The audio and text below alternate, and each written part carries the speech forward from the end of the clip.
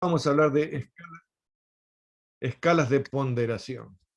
¿De qué veníamos hablando hasta ahora? Veníamos hablando de qué era, cómo se generaba, cómo se propagaba y lo que llegaba hasta acá, hasta el lóbulo externo del oído.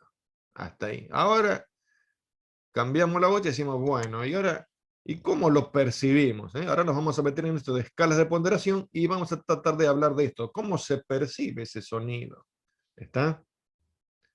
¿Cómo se percibe? Muy bien.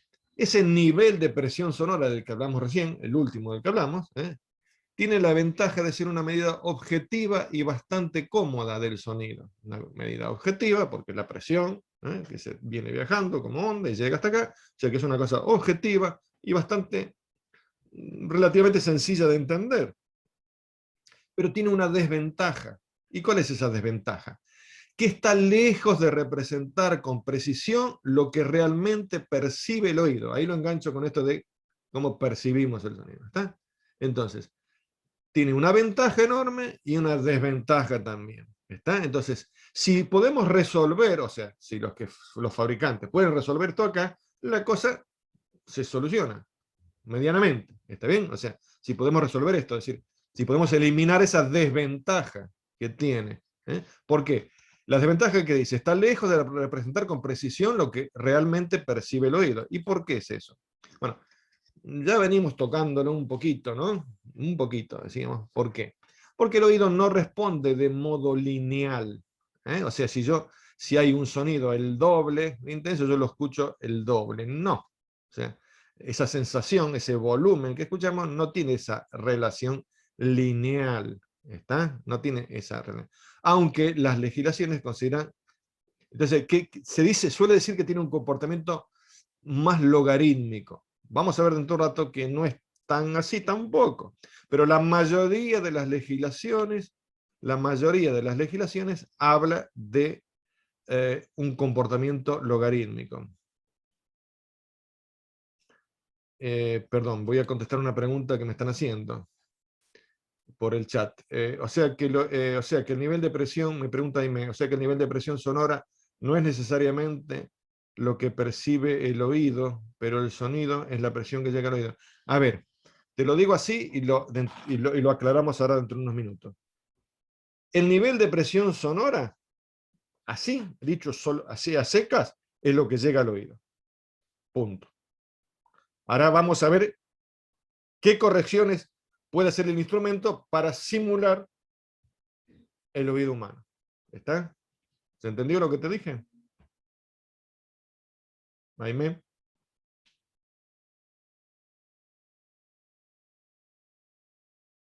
Bueno, ok. Entonces, si ustedes miran este video 3, acá a partir del minuto 3:35, es un video de la SRT. ¿Se acuerdan que les dije al principio de la clase de hoy que les puse 3 videos de la SRT? Que hablan justamente de ruido, de la formación para profesionales en el tema de ruido.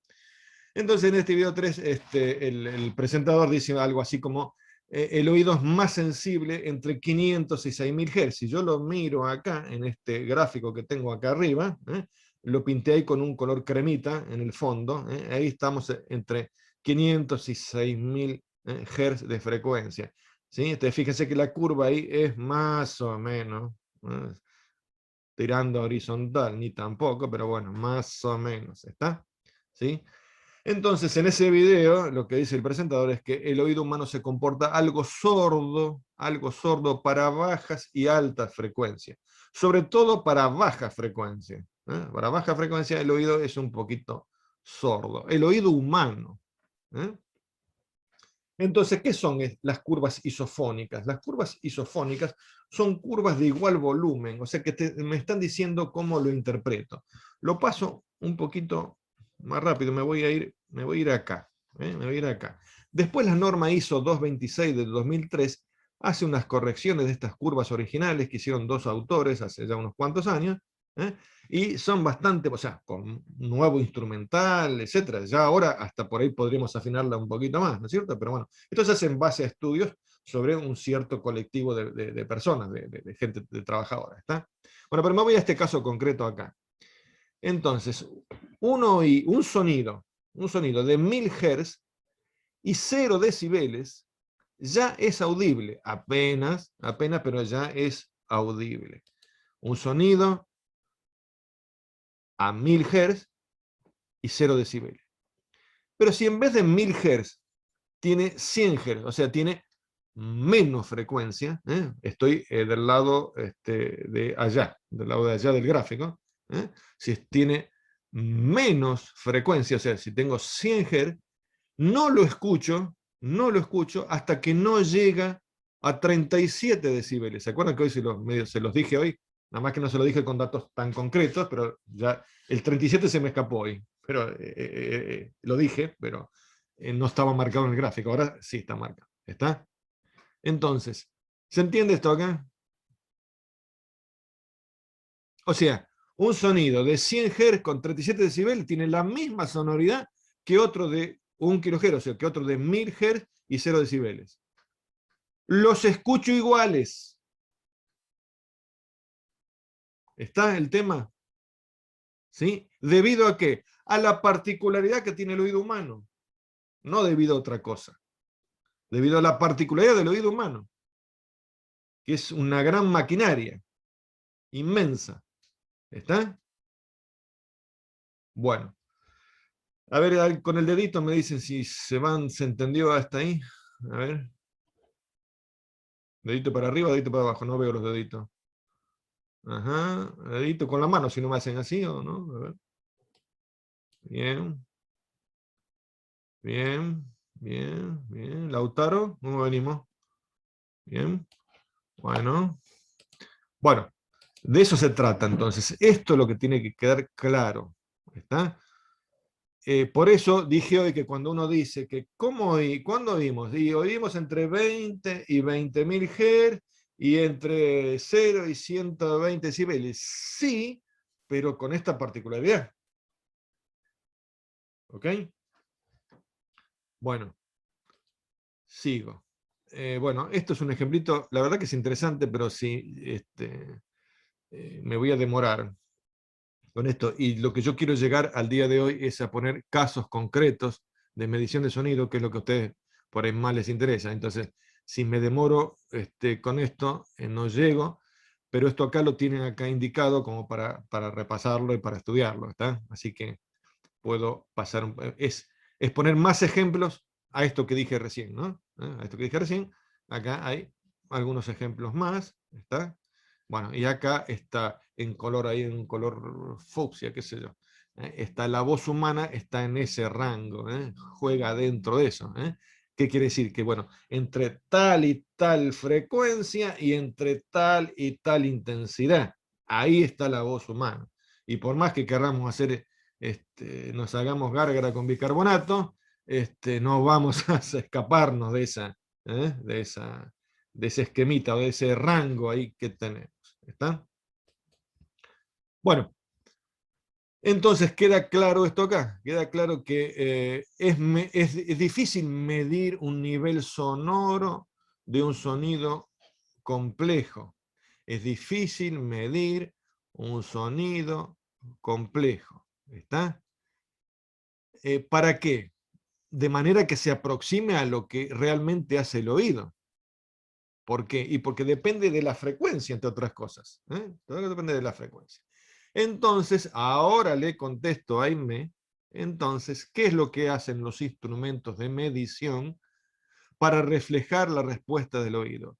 Se crean las llamadas curvas de ponderación en frecuencia. ¿Qué quiere decir esto? Que agarro el aparatito, le pongo una electrónica determinada para que me corrija un poco lo que está midiendo. Eso es.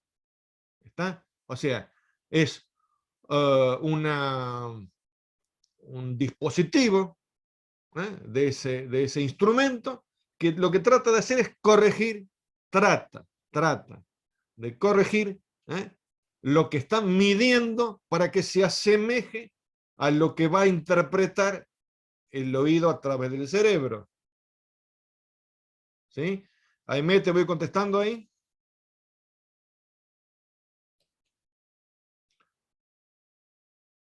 Bueno, entonces, Cuando se descubrió y se midió la sensación de sonoridad que dependía de la frecuencia, se pensaba que utilizando redes de filtrado o ponderación de frecuencia sería posible medir de forma bastante objetiva, ¿sí? Eso se pensó y se hizo y lo adoptaron todas las reglamentaciones. Ahora se ve que no es tan así, no es tan preciso, pero las reglamentaciones no se cambiaron. Siguen funcionando con esto acá. Entonces, ¿qué quiere decir? Esas curvas que vemos ahí arriba, en definitiva, ¿qué es lo que me dicen?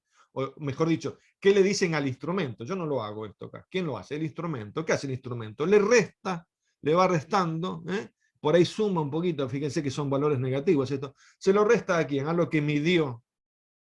Se lo resta a lo que midió y me dice, bueno, el oído más o menos va a andar por acá. Va a interpretar esto. ¿Está?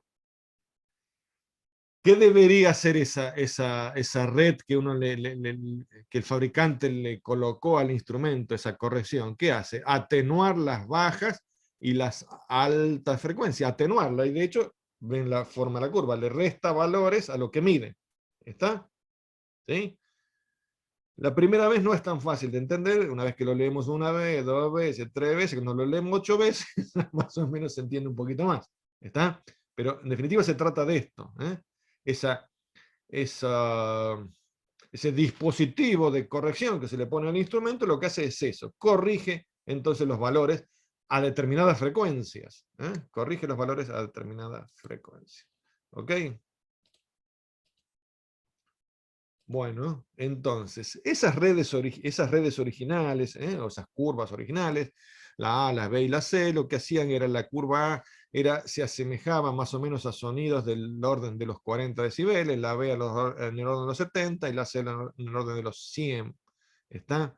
Esas eran las redes originales, y entonces uno decía, ya ahora decía, que mide en decibeles, pero ahora tengo que aclarar. Está ponderando frecuencias el aparato. Si el aparato está ponderando frecuencias, ya no lo puedo llamar decibel. No lo puedo llamar decibel. Ahí le contesto a Luis. Ya no lo puedo llamar decibel. Ahora tengo que llamarlo decibel A o decibel C. ¿Está? ¿Por qué? Porque no es el decibel como lo definimos. Ahora es el decibel corregido por frecuencia. Lo hace el instrumento, no lo hacemos nosotros. ¿Está? Entonces, ahora se llama decibel A o decibel C, por tener algún caso. ¿Está? Bien. Bueno, estos son los... Eso sale por la compensación que nos da la normativa, ¿no, profe? Decibeles A. La normativa, no, la normativa te dice, vos tenés que medir con un sonómetro de grado 2 que tenga Claro. ponderación de frecuencia A, punto, te lo encaja así. Entonces vos ya tenés que comprar un instrumento que dice eso. ¿Entendés? Ah, sí, sí, sí, sí, sí. Pero te lo aclara. Bueno, lo que yo me refería era la pequeña cuentita que hace de lo que, digamos, es decibel, digamos, libre a lo que llega al oído. Por eso lo que me preguntó Aime hoy. En definitiva, el instrumento, si vos no le pones si vos no lo ponderás, el instrumento ¿qué te mide? El sonido que llega, que llega. Eso es lo que le estoy diciendo.